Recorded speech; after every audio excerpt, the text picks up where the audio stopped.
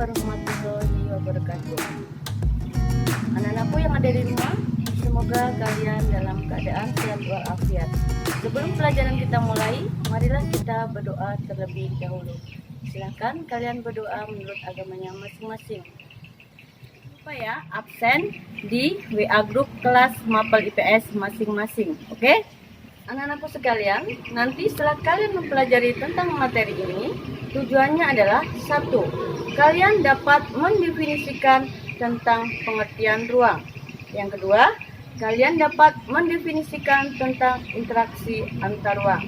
Yang ketiga, kalian harus bisa memberikan contoh interaksi antar ruang yang terjadi di sekitar tanah Grogol. Kita ibu lanjutkan ya. Sekarang kita mengenal dulu apa sih arti ruang. Apakah ini atau ini?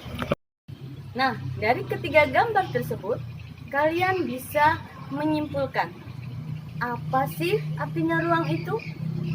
Mari kita lihat.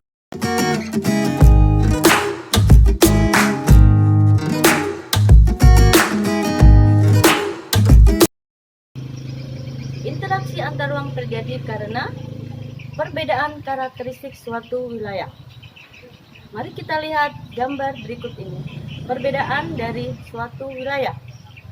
Ini adalah gambar dari perkotaan. Kalian bisa melihat di sini gedung-gedung yang menjulang tinggi, adanya kemacetan, dan sarana fasilitas yang lengkap. Kemudian, di sini ada juga gambar pedesaan. Di sini kalian tidak pernah melihat gedung-gedung yang menjulang tinggi, keramaian, dan fasilitas yang lengkap. Kemudian kita lihat dari mata pencarian. Di sini kita lihat gambar pemandangan di pegunungan. Berarti mata pencarian masyarakatnya adalah bertani atau berkebun. Kemudian di sini ada gambar daerah pesisir atau pantai. Otomatis apa Nana? Pasti pekerjaannya adalah seorang nelayan atau pencari ikan atau petani garam. Nah, anak-anakku sekalian, kalian sudah mengerti apa arti ruang. Next, kita lanjutkan. Kita akan belajar apa sih interaksi antar ruang. Sebelumnya, kalian harus tahu dulu apa namanya interaksi.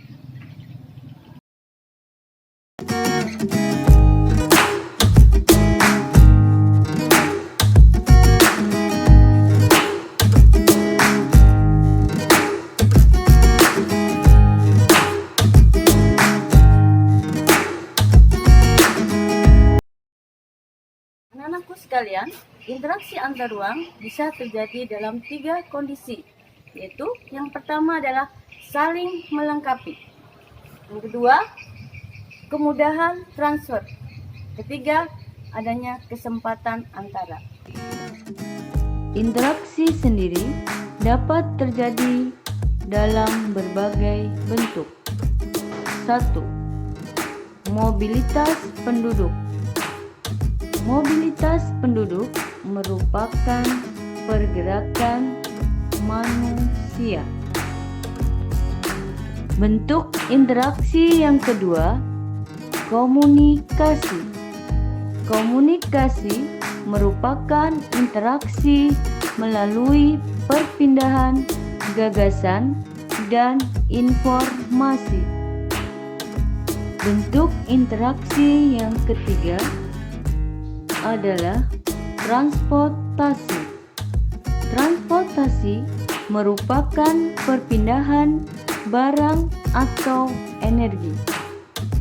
Transportasi dikaitkan dengan ongkos, jarak, dan jenis kendaraan.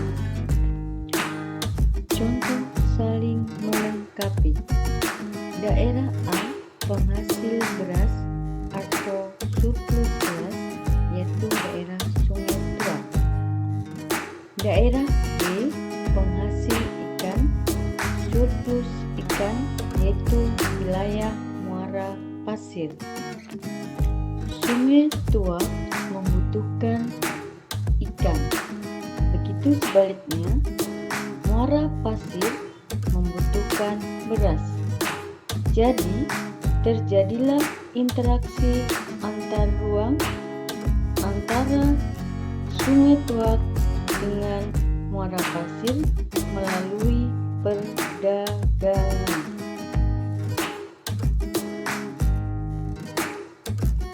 Yang kedua adalah kesempatan antara.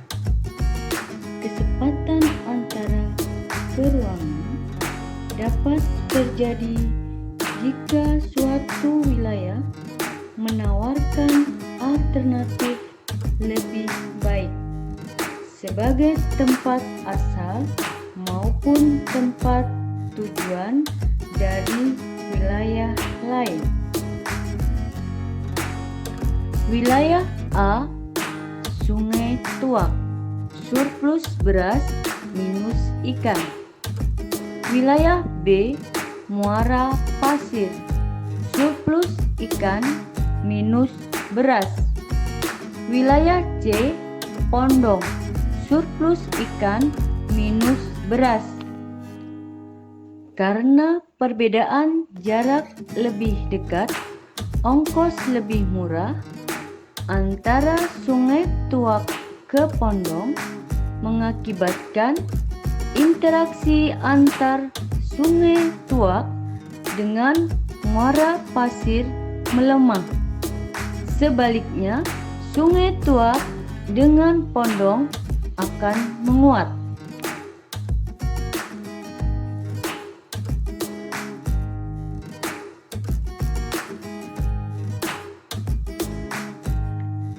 Ketiga, kemudahan transfer. Interaksi antar ruang dapat terjadi apabila ada kemudahan transfer. Kemudahan transfer berkaitan dengan biaya, ketersediaan infrastruktur, kemudahan teknologi.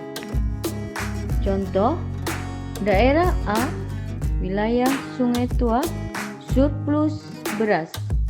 Daerah B, wilayah Muara Pasir, minus beras. Seorang akan menjual beras ke wilayah Muara Pasir. Karena hujan deras, jalanan ke Muara Pasir banjir. Maka orang Penjelasannya? tersebut tidak jadi nanti setelah menjual kalian berasnya ke Muara belajar Pasir, ini, kalian harus tetapi mengerjakan tugas ke yang ada daerah di Google Form Senaken. yang nanti linknya Ibu kasih. Ya, nanti Ibu tulis di sini linknya. Oke. Kalian jangan lupa membuat resume apa yang sudah ada penjelasan dari video Ibu tersebut. Oke, anak-anak ya. Kemudian anak-anakku sekalian, semoga pembelajaran kali ini walaupun kita secara singkat dan online belajar kita di rumah tetap bisa bermanfaat bagi kalian agar kalian menjadi orang yang bermanfaat. Jangan lupa tetap stay at home, jaga kesehatan, istirahat cukup, makan makanan yang sehat, dan jangan lupa lakukan hal-hal yang positif. Semangat belajar IPS. Yes.